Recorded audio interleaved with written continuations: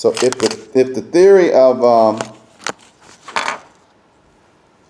if the theory of the Bering Strait was any good, if the theory of the Bering Strait was valid, you would not have black people in Alaska, black people in California.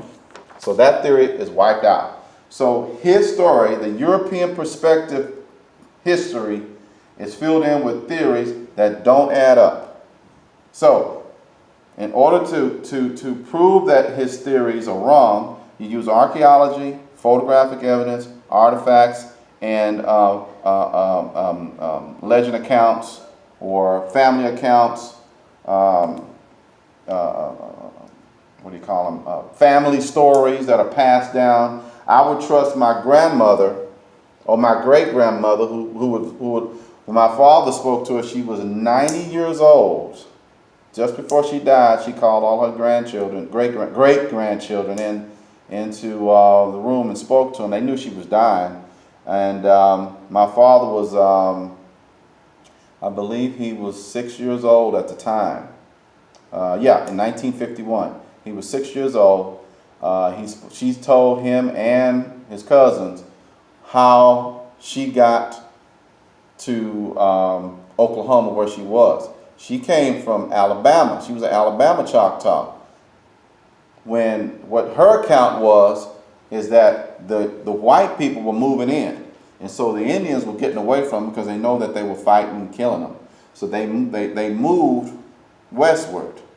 When they got to Texas, they were headed up to Oklahoma because they knew there were Indians in Oklahoma. Well, when they got to Texas, they settled in Texas because they were being given land in East Texas.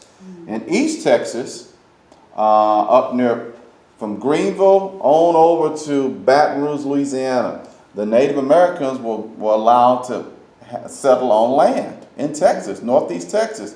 Now, in these areas over here in West Texas and South Texas, it was bad. But in northeastern Texas, Indians were allowed to buy, purchase, and settle on land and grow crops and stuff.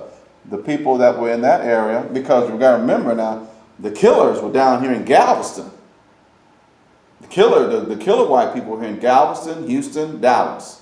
But over in the East Texas, Mount Pleasant, Mount Vernon, Tyler, all that area, Greenville, Longview, that area, a lot of Indians were allowed to settle and buy land. In fact, I found land deeds from the 1870s that my folks owned land up in East Texas and Oklahoma. And it was Indians that had farms. So that's not taught in this history.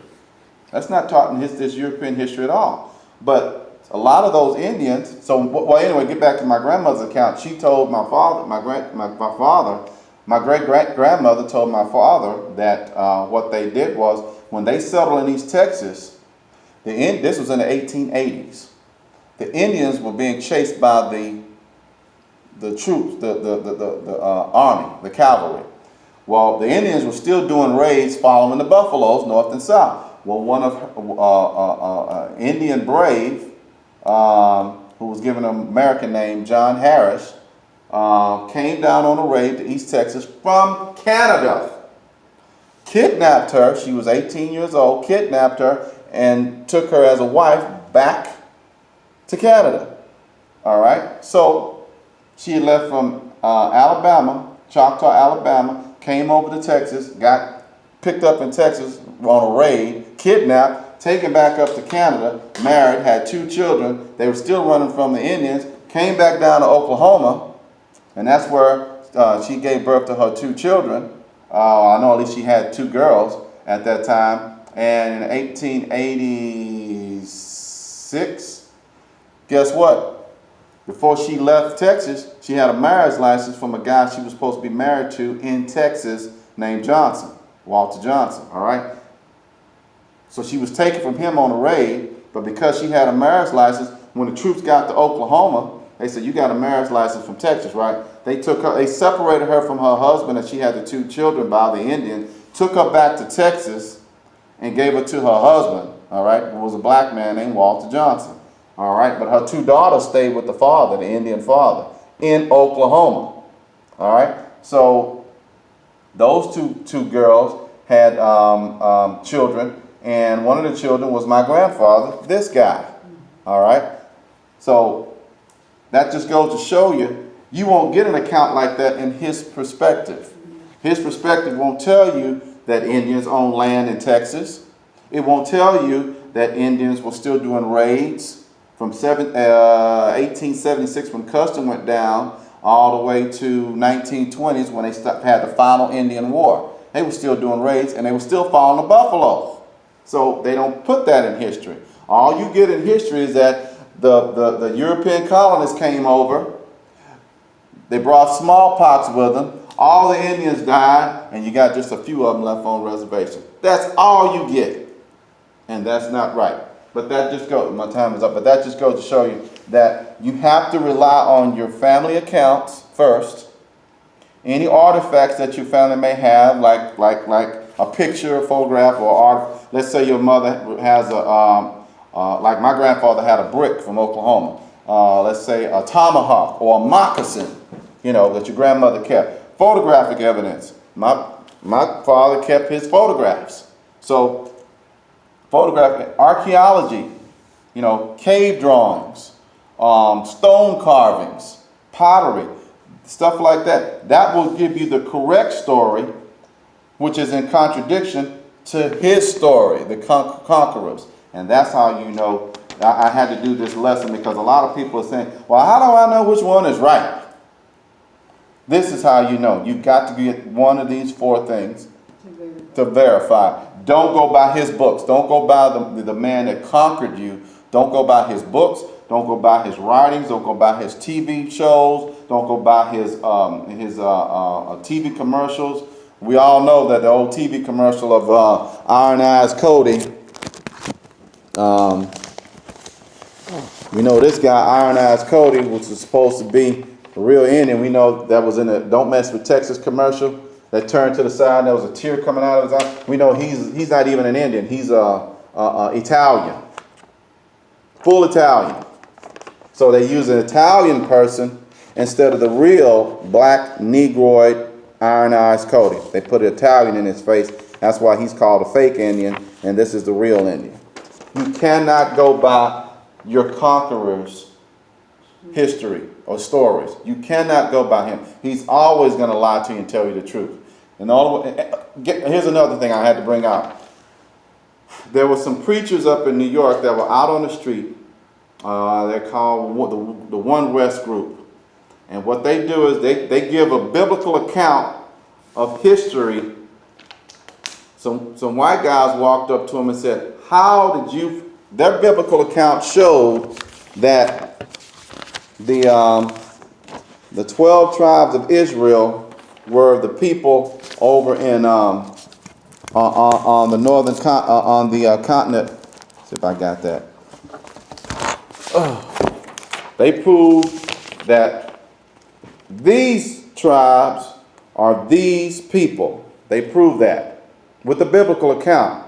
Some white guys walked up to him and said, how did y'all figure that out? We've spent billions of dollars trying to keep y'all from figuring it out. Keep it hid. So that goes to prove to you when the Lord says at the last days, I'm going to wake you up. The evidence has been there for 400 years. But until the Lord wakes you up and says, okay, you can see it now. You'll never put the two and the two together. But they're right here. And it was always in Genesis, the 49th chapter, to prove that these people are these people.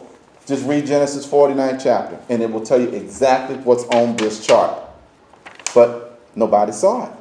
You kept reading right over it. Not one preacher would come up and say, hey, you know what? That sounds like the Panama Canal. Well, it tells you in Genesis 49 that the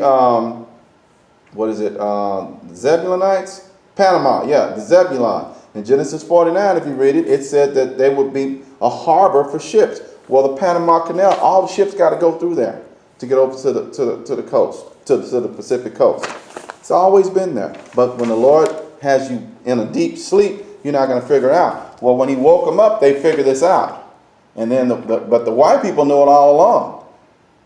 But they didn't want us to know it. So once they figured it out, then they started trying to catch him and say, okay, well, how did y'all figure this out? Well, when the Lord wakes you up to the truth, there's nothing you can do to stop him and keep the people asleep anymore.